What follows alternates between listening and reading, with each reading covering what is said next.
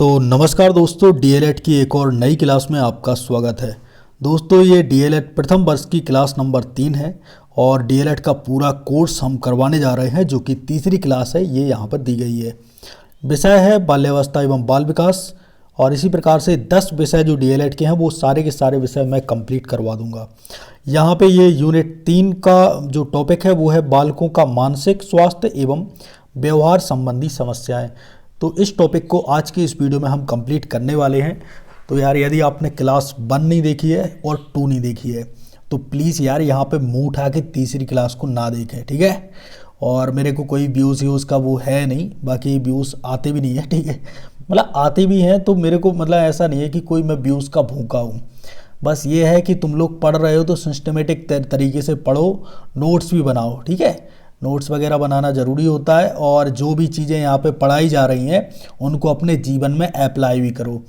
तो चलिए दोस्तों, मैंने जो भी इंट्रैक्शन था वो दे दिया है, ठीक है। इंट्रैक्शन जो भी कहलाता है वो मैंने दे दिया है। अब अपन क्लास को स्टार्ट करते हैं।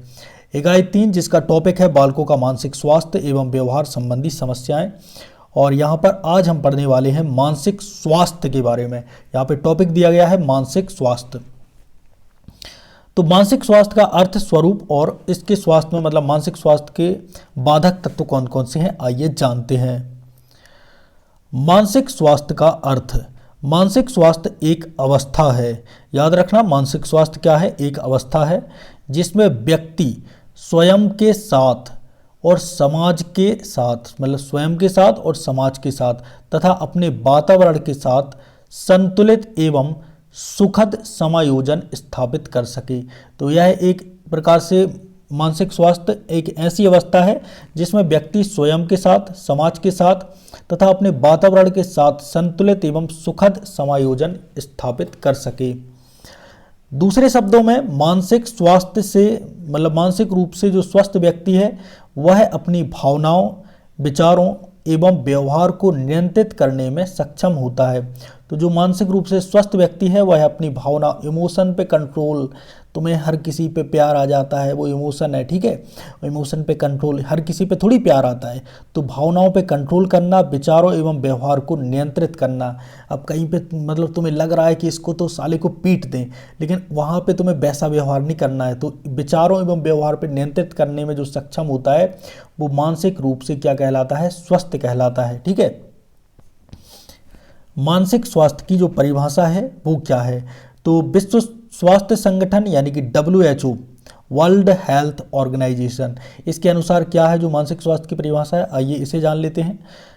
मानसिक स्वास्थ्य केवल मानसिक रोगों की अनुपस्थिति नहीं है। मतलब जो मानसिक स्वास्थ्य है ये केवल हमारे मानसिक रोग बोलते हैं ना, ये मेंटल हो गया है। तो मानसिक रोगों की अनुपस्थिति नहीं है, यानी कि इनका ना होना नहीं है, बल्कि एक ऐसी अवस्था है जिसमें व्यक्ति अपनी क्षमताओं को पहचानता है। तो मानसिक स्वास्थ्य एक ऐसी अवस्था है जिसमें व्यक्ति अपनी क्षमताओं को पहचानता है, जीवन के तनावों का सामना करता है। जीवन में बहुत सारे तनाव आते हैं, कभी किसी पेपर में मतलब फेल हो जाता है, तो इस प्रकार के तनावों का सामना करता है तथा समाज में प्रभावी योगदान दे सकता है। तो ये कहलाती है मानसिक स्वास्थ्य की परिभाषा WHO के अनुसार, ठीक है। ये याद रखना, ये आपके एग्जाम में भी आती है। मानसिक रूप से जो स्वस्थ बालक है उसकी विशेषताएं क्या क्या होती हैं, आइए जान लेते हैं। बहुत सारी विशेषताएं हैं जो मानसिक रूप से स्वस्थ है और ये विशेषताएं, अब देखो बालक की बात करी गई है तो ये तुम अपने अंदर भी देख लेना कि तुम्हारे अंदर ये विशेषताएं हैं कि नहीं है। अगर ये नहीं है तो तुम समझ लो कि कहीं ना कहीं थोड़ी थोड़ी दिक्कत है, तो उनको सुधारो। तो पहली विशेषता है आत्मविश्वासी होना। जी हाँ दोस्तों, जो मानसिक रूप से स्वस्थ होता है वह आत्मविश्वासी होता है। उसमें आत्मविश्वास कूट कूट के भरा होता है। जेब में भले ही 2 रुपया ना हो फिर भी आत्मविश्वास होगा ही होगा, ठीक है। ये मजे वाली बात मैंने बोल दी। बाकी दोस्तों, दूसरी जो विशेषता है वो ये है कि जो मानसिक रूप से स्वस्थ व्यक्ति है वह भावनात्मक रूप से संतुलित होता है, यानी कि भावनाओं में नहीं रहता। ऐसा नहीं कि कभी ये इमोशन आ गए, कभी ये आ गए, कभी दिल में बहार है तो कभी बाहर में प्यार है, ठीक है। तो इस प्रकार की जो भावनाएं होती हैं उन भावनात्मक रूप से संतुलित होता है। जो मानसिक रूप से स्वस्थ बालक होता है वह दूसरों के साथ अच्छा व्यवहार करता है। ये बात याद रखना, दूसरों के साथ हमेशा अच्छे तरीके से पेश आता है समस्याओं का समाधान करने में सक्षम होता है। तो जो मानसिक रूप से स्वस्थ बालक होता है वह समस्याओं का समाधान करने में सहायक होता है। अब जैसे बालक में तुम्हें मान लो 21 साल के बच्चे को, तो तुम समस्याओं को समाधान करने में क्या हो, सक्षम हो, सहायक हो। सामाजिक समायोजन अच्छा होता है। तो जो मानसिक रूप से स्वस्थ होता है वह सामाजिक समायोजन अच्छे तरीके से कर सकता है। अनुशासन प्रिय होता है। याद रखना, अनुशासन तो तुम्हारे अंदर कूट कूट के भरा होना चाहिए। आशावादी दृष्टिकोण रखता है। अब भाई मेरा था, जैसे कि मेरे 81 मार्क्स आए, उसके बाद भी मतलब यदि किसी पेपर में 100 में से 81 नंबर आए और उसके बाद भी मेरा पेपर में मतलब सिलेक्शन नहीं हुआ, तो उसके बाद मैं टूट थोड़ी जाऊंगा, साला अगली बार होगा। ठीक है, मतलब आशावादी दृष्टिकोण रखना जीवन में बहुत ज़रूरी है। जिम्मेदारियों का निर्वहन करता है। जो मानसिक रूप से स्वस्थ इंसान होता है वो अपनी जितनी भी जिम्मेदारियां हैं घर परिवार की जो भी है, ठीक है, उसका निर्वहन करता है। मानसिक स्वास्थ्य का महत्व। अब दोस्तों यहाँ पे अब अपन जान लेते हैं मानसिक स्वास्थ्य के महत्व की, कि मानसिक स्वास्थ्य का क्या क्या महत्व होता है, आइए जानते हैं। पहला है व्यक्तित्व विकास में सहायक। जो मानसिक स्वास्थ्य है ये व्यक्ति के विकास में बहुत ही ज़्यादा सहायक होता है। सीखने की क्षमता बढ़ाता है, सामाजिक समायोजन में सहायता करता है और आत्मविश्वास का विकास करता है और तनाव से बचाता है। मानसिक स्वास्थ्य का एक महत्व ये भी है कि ये तनाव से बचाता है, तो हमें मानसिक रूप से काफ़ी ज़्यादा मतलब स्वस्थ होना चाहिए। जीवन में सफलता प्राप्त करने में सहायक होता है। और जीवन में यदि तुम्हें सफलता चाहिए तो तुम्हें मानसिक रूप से तो मजबूत होना चाहिए। ठीक है, अब मानसिक स्वास्थ्य के बाधक तत्वों को हम जान लेते हैं कि मानसिक स्वास्थ्य के जो बाधक तत्व हैं वो कौन कौन से हैं। तो यहाँ पे पहला है पारिवारिक कारण। पारिवारिक कारण में माता पिता का झगड़ा, उपेक्षा अत्यधिक, मतलब इसमें देखना माता पिता का झगड़ा होता है तो इसमें उपेक्षा होती है बच्चे की मतलब कोई वैल्यू नहीं रहती है, ये मान लो। अत्यधिक कठोरता होती है और आर्थिक समस्याएं आती हैं। ये मेरे साथ भी मतलब ये मान लो कि था, मेरे माता थे और एक मेरे पिताजी थे, तो कभी कभी वो झगड़ा कर लेते थे तो मेरे को बहुत मतलब इरिटेटिंग फील होता था, ये मान लो। कभी कभी कर लेते थे, अब नहीं करते, वरना तुम लोग सोचो कि अभी भी कर लेते हैं। और माता पिता हैं वो मेरे को कूट भी देते थे, ये भी मैं बता रहा हूँ। मैं रियलिटी देखो, एक कहलाता है बुकिश नॉलेज, किताबी ज्ञान, और एक कहलाती है रियलिटी। तो रियलिटी में तो ये है कि मेरे फादर साहब ने तो मेरे को कई बार कुटाई की है, ठीक है। और बुकिश नॉलेज में तो ये है कि वो बताते हैं कि पिता अपने बच्चे को ना मारे, प्यार से समझाए। तो वो ऐसा नहीं है मेरी लाइफ में। मेरी मम्मी ने भी मेरे को बहुत पीटा है बचपन में, ठीक है। दूसरा है विद्यालय संबंधी कारण। तो विद्यालय संबंधी कारण में कठोर अनुशासन, शिक्षक का नकारात्मक व्यवहार और परीक्षा का दबाव, ये सारी चीज़ें जो है होती हैं, जो मानसिक स्वास्थ्य रहता है इसमें बाधक तत्व आते हैं, ठीक है। यानी कि कठोर अनुशासन, बहुत ज़्यादा अनुशासन भी जरूरी नहीं है। और जो शिक्षक है यदि वो नेगेटिव व्यवहार कर रहा है किसी से, अब तुम टीचर बन जाओगे, किसी बच्चे को मतलब उससे नेगेटिव व्यवहार करोगे उसकी जात को लेके, अबे जात मात छोड़ दो, साले इतने बड़े हो गए हैं और ये जात पे अभी भी अड़े हुए हैं, डीएलएड कर रहे हैं और जातिवादी हैं, सालों इतनी मार मारेंगे मतलब यहीं से, ठीक है। जात धर्म ये सब अलग कर देना। यदि तुम बच्चों को पढ़ा रहे हो, बच्चों के अंदर ये जात की भावना और ये धर्म की, ये दोनों भावनाएं निकाल देना, ठीक है। मतलब धार्मिक होना चाहिए, ठीक है, मैं ये मानता हूँ, लेकिन ये जातिवाद नहीं होना चाहिए। जात का मतलब ये नहीं है कि वो अपनी जात ना लिखे, मैं ये नहीं कह रहा। जात का मतलब ये है कि वो अपनी जात पे, ये ऐसा ना हो किसी को अपनी जात पे हीन भावना आ जाए, ठीक है। तो ऐसा जातिवादी मतलब व्यवहार नहीं करना तुम्हें अपने बच्चों से, जहाँ पे तुम स्कूल में पढ़ाओ, ठीक है। ये यहाँ पे कहने का मतलब है। ऊंच नीच छुआछूत ये सारी की चीज़ें नहीं चलेगी, वहीं पे मार मारूंगा, ये मान लो अगर ये चली तो। तीसरा है परीक्षा का दबाव। बच्चों पे परीक्षा का ज़्यादा दबाव, प्रेशर नहीं डालना कि पेपर में पास नहीं होगे, भाई हो जाएगा, तुमने क्या उखाड़ लिया पेपर में पास होगे। तो बच्चों पे भी यही दबाव नहीं डालना कि मतलब परीक्षा का दबाव, परीक्षा में पास हो गए कि नहीं। असफलता, कोई बच्चा फेल हो गया तो उसको यही बता रही है तो फेल है, अच्छे से पेश आओ बच्चों के साथ, ठीक है। सामाजिक कारण क्या होते हैं, मतलब जो मानसिक स्वास्थ्य के मतलब मानसिक स्वास्थ्य के बाधक तत्वों में सामाजिक कारण जो होते हैं वो होता है एक गलत संगति। तो गलत संगति यदि किसी बच्चे की हो जाती है तो उसका मानसिक स्वास्थ्य मतलब सीधी सी बात है, फिर वो मानसिक रूप से कमज़ोर हो जाएगा। सामाजिक भेदभाव, यदि सामाजिक भेदभाव होता है उसके साथ कि ये इस जाति का है, ये इस धर्म का है, तो फिर उसका मतलब मानसिक रूप से थोड़ा सा मतलब वीक हो जाता है बच्चा। आपराधिक वातावरण, यदि आसपास आपराधिक वातावरण है तो भी बच्चे के लिए दिक्कत है, उसके मानसिक स्वास्थ्य के लिए। चौथा है शारीरिक कारण। तो शारीरिक कारण भी मानसिक स्वास्थ्य में बाधक होता है। एक होता है बीमारी, अगर बच्चा बीमार है तो फिर पढ़ेगा कब, उसका मानसिक स्वास्थ्य कब ठीक होगा। दूसरा है विकलांगता और तीसरा है कुपोषण। इन तीनों के कारण भी मानसिक स्वास्थ्य में बाधा उत्पन्न होती है। पांचवा है मनोवैज्ञानिक कारण, भय, चिंता, तनाव, हीन भावना। यदि ये बच्चे के अंदर आती हैं तो बच्चे का मानसिक स्वास्थ्य मतलब एक प्रकार से खराब हो जाता है या बिगड़ जाता है। अब इसके बाद मानसिक स्वास्थ्य के संरक्षण के उपाय क्या क्या होते हैं। तो मानसिक स्वास्थ्य के संरक्षण के उपाय जो होते हैं आइए उन्हें जान लेते हैं। पहला है प्रेमपूर्ण पारिवारिक वातावरण। यदि तुम पापा मम्मी बन जाओ तो आगे चल के अपने बच्चे को प्रेमपूर्ण पारिवारिक वातावरण प्रदान करना। दूसरा है संतुलित भोजन, बच्चे को सही भोजन दो, संतुलित दो, सभी पोषक तत्व उसमें हो ऐसा भोजन दो। तीसरा है नियमित व्यायाम, मानसिक स्वास्थ्य को बेहतरीन करने के लिए आपको नियमित रोज व्यायाम करो। अलाली की तरह सो रहे हो, दिन रात चला रहे हो मोबाइल, बच्चे को क्या चलवाओगे मोबाइल, मतलब बच्चे को क्या व्यायाम करवाओगे। तो व्यायाम की आदत डालो, सुबह 5 बजे उठ के 1 घंटे व्यायाम करो।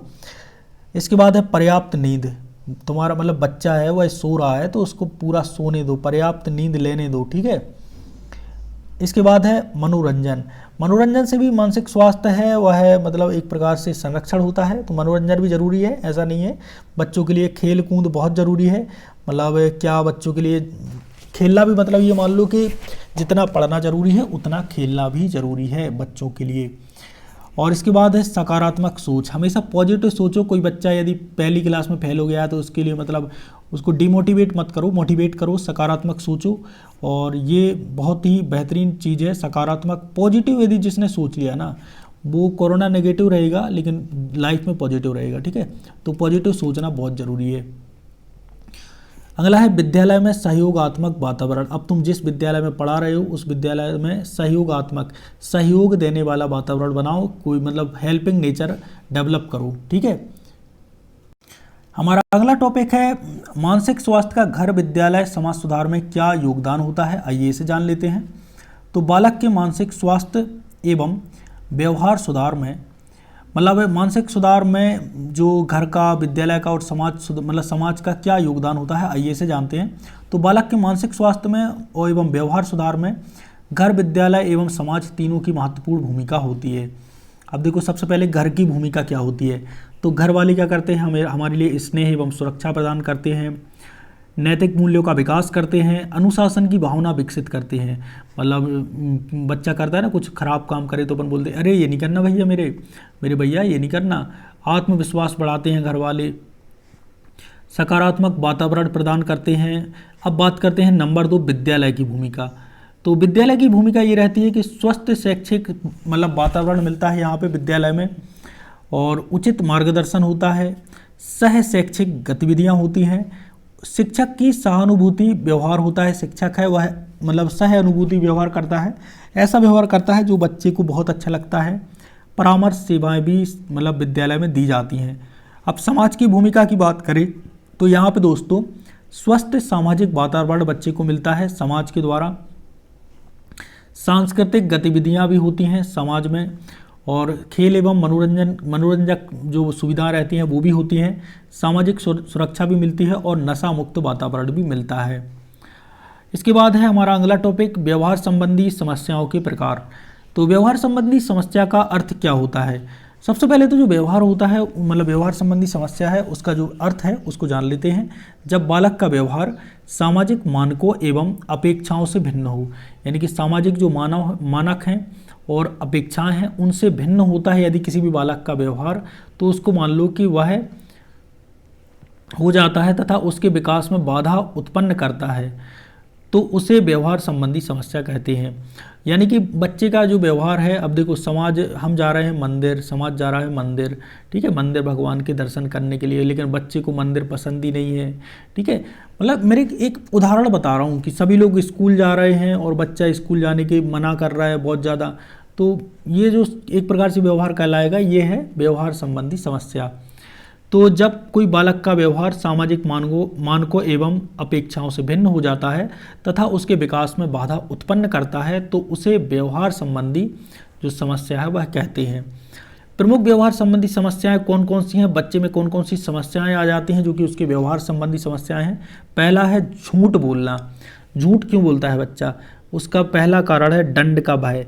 मम्मी बोलेगी अगर तूने झूठ बोला तो तेरे को मार गलेगी, मतलब मार लगेगी। तो पहला है दंड का भय। ध्यान आकर्षित करना, बच्चा इसलिए भी झूठ बोलता है कि जिससे कि मतलब एक प्रकार से ध्यान आकर्षित हो। अगला है मतलब अनुकरण। बच्चा एक कभी कभी किसी का मतलब ये मान लो अनुकरण करता है, नकल करता है, इसलिए भी झूठ बोलता है। सुधार। सुधार देखिए, सत्य बोलने के लिए प्रोत्साहन।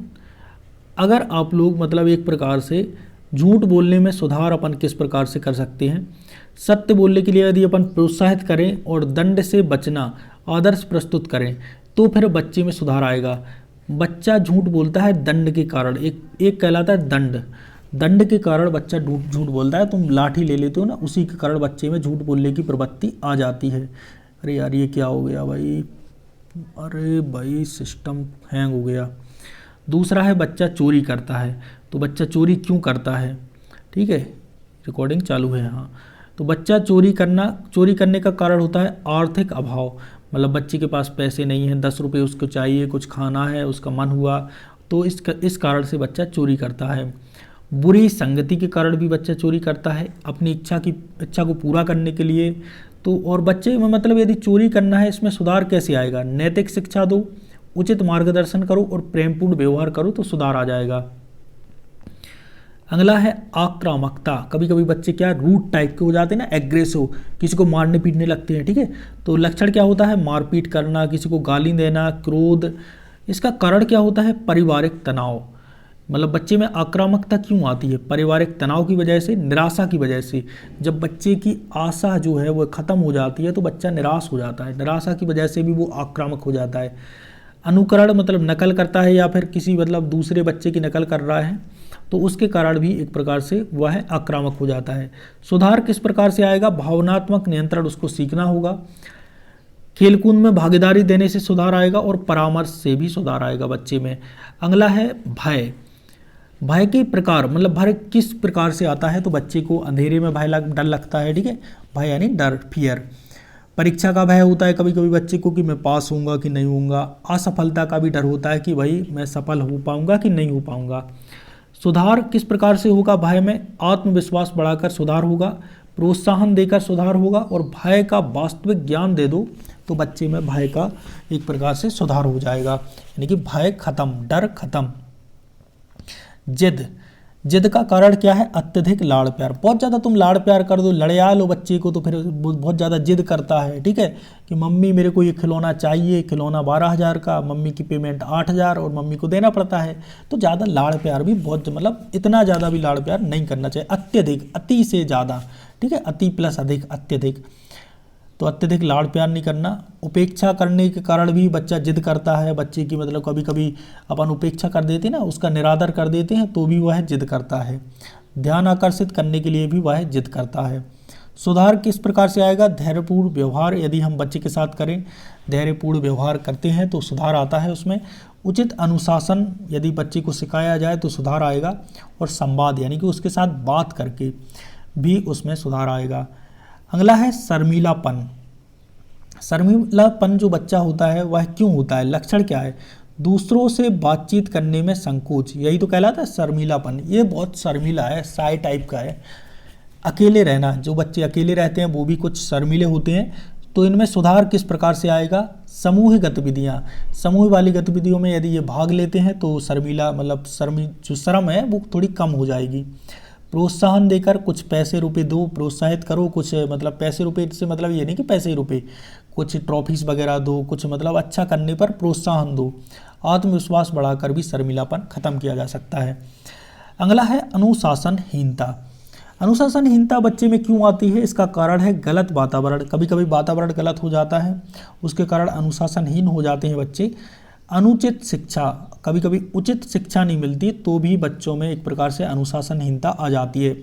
और अनुकरण तो इसका प्रमुख कारण है ही, नकल करके मतलब बच्चे एक दूसरे को देखकर अनुशासनहीनता सीख जाते हैं। तो सुधार कैसे लाएं? सकारात्मक अनुशासन देकर सुधार लाया जा सकता है, प्रेरणा देकर लाया जा सकता है। प्रेरक व्यक्तियों के यदि आप जीवनी बताएंगे उन्हें, जैसे स्वामी विवेकानंद जी थे, इनकी बातें बताएंगे तो आप बच्चे में अनुशासन ला सकते हैं। सहभागिता, स्वयं भी उस अनुशासन में सहभागिता देंगे, यानी कि स्वयं भी पार्टिसिपेट करेंगे तो भी बच्चे में अनुशासन आ जाएगा। हमारा अगला टॉपिक है व्यवहार संबंधी समस्याओं के कारण। तो आखिर जो व्यवहार संबंधी समस्याएं हैं उनके प्रमुख कारण कौन कौन से हैं? तो पहला है सामाजिक कारण। सामाजिक कारण क्यों है? क्योंकि गरीबी है, पारिवारिक विघटन है, गलत संगति है, सामाजिक असुरक्षा है, मीडिया। देखिए, व्यवहार संबंधी समस्याओं के प्रमुख कारण कौन कौन से हैं, यहाँ पे ये सारे के सारे कारण आपको दिमाग में रखने हैं। सबसे पहले है सामाजिक कारण। समाज में सही प्रकार से स्थान ना मिलना, सही प्रकार से सम्मान ना मिलना, ये कारण होता है व्यवहार में एक प्रकार से गलत व्यवहार होना। तो व्यवहार संबंधी समस्या का ये पहला कारण है। दूसरा है गरीबी। अब कोई बंदा गरीब है तो वो एक प्रकार से व्यवहार में भी थोड़ा उसका हो जाता है, व्यवहार संबंधी समस्या आ सकती है। तीसरा है पारिवारिक विघटन, परिवार का टूटना। विघटन मतलब एक प्रकार से परिवार बंट जाता है तो भी ये व्यवहार में समस्या प्रदान करता है। अगला है गलत संगति। तुम भाई नए नए लोग जो आए हैं धुरंधर मूवी वाले, ठीक है, उनकी संगत करोगे तो फिर तुम्हारी मतलब व्यवहार में भी समस्याएं उत्पन्न होंगी। अगला है सामाजिक असुरक्षा। किसी भी इंसान को सामाजिक असुरक्षा रहती है तो उस वजह से भी वह सामाजिक रूप से एक प्रकार से सामाजिक समस्या बनती है। अगला है मीडिया का नकारात्मक प्रभाव। आजकल मीडिया जो है एक प्रकार से ये मान लो, अब मीडिया के बारे में मैं थोड़ा सा बता ही देता हूँ। मीडिया जो है, मीडिया है, अब वो खबर नहीं छापती। अब वो जो खबर है ना, वो खबर नहीं है, तुम याद रखना। अब जो है ना वो खबर नहीं है, अब वो है पूरा का पूरा विज्ञापन, एडवर्टाइजमेंट है। तो देश की मीडिया बिकाऊ हो गई है, ठीक है। तो ये मीडिया देखा ना करो बहुत ज़्यादा, कोई भी मतलब दूध का धुला नहीं है, सब एक दूसरे के पक्ष में हो गए हैं और तुम्हारा कोई नहीं है, और सच के साथ तो बहुत कम लोग हैं, ठीक है। तो मीडिया वगैरह देखना बंद, ठीक है, आज से मेरी मतलब बात मान लो। उतने में तुम किताबें पढ़ो, अपने वेद पढ़ो, अपने पुराण पढ़ो, ठीक है, जो भी चीज़ें हैं वो उपनिषद पढ़ो, ये सारी चीज़ें पढ़ो, इनसे ज्ञान बढ़ेगा, ठीक है। क्या फालतू की मीडिया वगैरह देखते रहते हो। अगला है मनोवैज्ञानिक कारण। तो मनोवैज्ञानिक कारण भी होता है हीन भावना, तनाव, बच्चे को तनाव भी आ जाता है। चिंता, बच्चे को किसी चीज़ को लेकर चिंता होती है। असुरक्षा होती है कि मतलब ऐसा होगा कि नहीं होगा। भावनात्मक असंतुलन, यानी कि भावनाओं का संतुलन ना होना। निराशा, शारीरिक कारण आइए देख लेते हैं। निराशा और इसके बाद शारीरिक कारण जिसमें कि बीमारी, कुपोषण, शारीरिक दोष के कारण भी होता है जैसे कि विकलांगता। विद्यालय संबंधी कारण होते हैं, कठोर शिक्षक होता है, अनुचित दंड मिलता है। असफलता के कारण भी, पाठ्यक्रम का दबाव, जो व्यवहार समस्याएं हैं उनके प्रभाव क्या होते हैं। अब बच्चे के व्यवहार में समस्याएं उत्पन्न आ गई, अब उसके प्रभाव क्या होंगे, ठीक है। एक तो है अध्ययन में बाधा, बच्चा पढ़ नहीं पाएगा। बच्चे का व्यवहार खराब है तो बच्चा कैसे पढ़ पाएगा, उसकी पढ़ाई लिखाई में बाधा उत्पन्न हो जाती है। उसके बाद है सामाजिक असमायोजन, और बच्चे में सामाजिक असमायोजन भी मतलब एक प्रकार से आ जाएगा। मानसिक तनाव उत्पन्न हो जाएगा। व्यक्तित्व विकास में बाधा और आत्मविश्वास की बच्चे में कमी आ जाएगी। अगला पॉइंट है व्यवहार संबंधी समस्याओं के सुधार के उपाय एवं उपचार। तो अब जो भी व्यवहार संबंधी समस्याएं हैं उनमें सुधार कैसे लाएं, उनके उपाय और उपचार कैसे होगा, आइए उसे जान लेते हैं।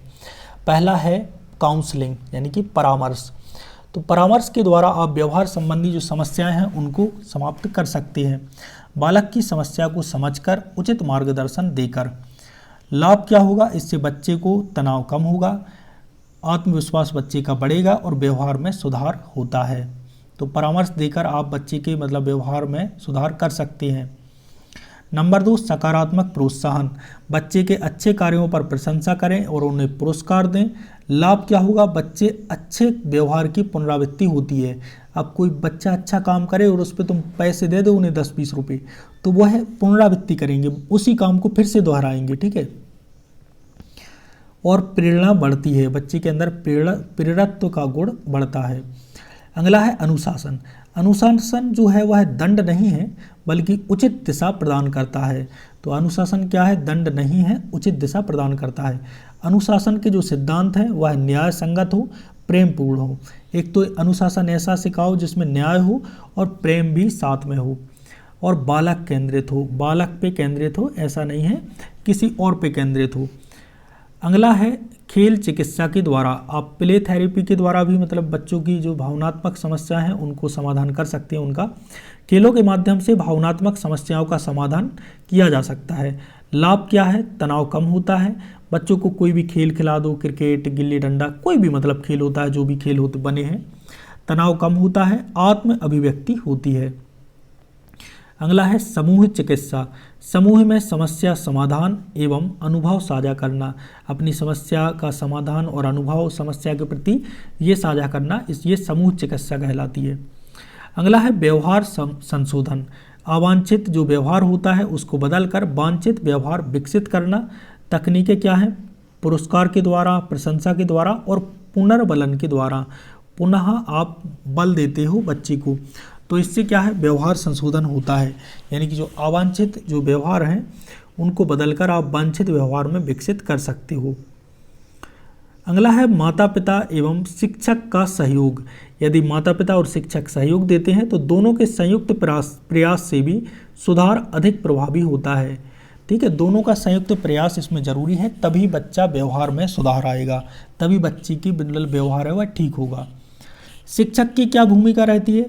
वह बालक की समस्याओं को समझ सकता है, समझना, सहानुभूतिपूर्ण व्यवहार करना, उचित मार्गदर्शन देना। तो शिक्षक बालक की समस्याओं को समझता है, अच्छा व्यवहार करता है और उचित मार्गदर्शन देता है, सकारात्मक वातावरण बनाता है, आत्मविश्वास है वह विकसित करता है, व्यवहार सुधार कार्यक्रम चलाता है।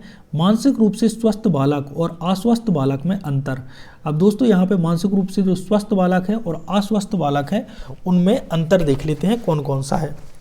तो मानसिक रूप से जो स्वस्थ है और अस्वस्थ है, तो मानसिक रूप से जो स्वस्थ होता है यहाँ पे देखना वह आत्मविश्वासी होता है, लेकिन जो अस्वस्थ है वह हीन भावना से ग्रस्त है।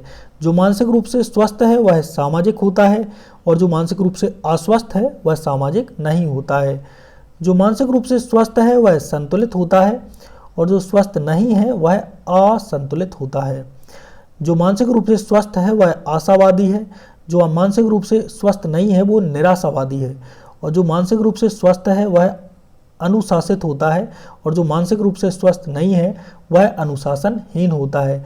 तो ये अंतर भी दिए गए हैं मानसिक रूप से स्वस्थ और अस्वस्थ बच्चों में। अब यहाँ पे कुछ परीक्षा हेतु कुछ महत्वपूर्ण प्रश्न हैं। इन प्रश्नों के आंसर अब आप लोगों को मैंने चूंकि पूरा पढ़ा दिया है तो उससे आप लोग इन प्रश्नों के आंसर कंप्लीट कर सकते हो। जैसे मानसिक स्वास्थ्य का अर्थ क्या है, व्यवहार संबंधी समस्या क्या है, भय के 2 कारण लिखिए, परामर्श क्या है। तो इन सभी प्रश्नों के आंसर आई होप कि आप लोग इन सभी प्रश्नों के आंसर लिख लोगे और इनके आंसर आप लोग दे दोगे। यहाँ पे देखना सूत्र भी दिया गया है। स्वस्थ मन किस प्रकार से आएगा? आत्मविश्वास, समायोजन और संतुलन, इनसे आएगा स्वस्थ मन, यानी कि मानसिक स्वास्थ्य है वह प्रदान होगा। और व्यवहार समस्या, कारण पहचानो, परामर्श दो, प्रोत्साहन दो और सुधार करो। इस प्रकार से आप व्यवहार समस्या को खत्म कर सकते हैं बच्चे की। तो यहाँ पर हमारी जो क्लास नंबर जो 3 थी, ये क्लास नंबर 3 है, ये समाप्त होती है। आई होप दोस्तों ये आपको वीडियो पसंद आया होगा।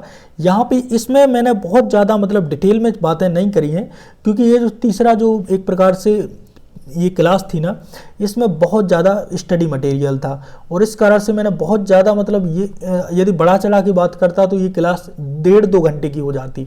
तो अभी आधे घंटे से कम की क्लास है, तो ये आपके लिए देखने के लिए भी सही है और आप कभी भी इस क्लास को देख सकते हो। तो यहाँ पे हम अपनी क्लास को समाप्त करते हैं, मिलते हैं एक और नए वीडियो के साथ। तब तक के लिए अपना ख्याल रखें। धन्यवाद। जय सिया राम।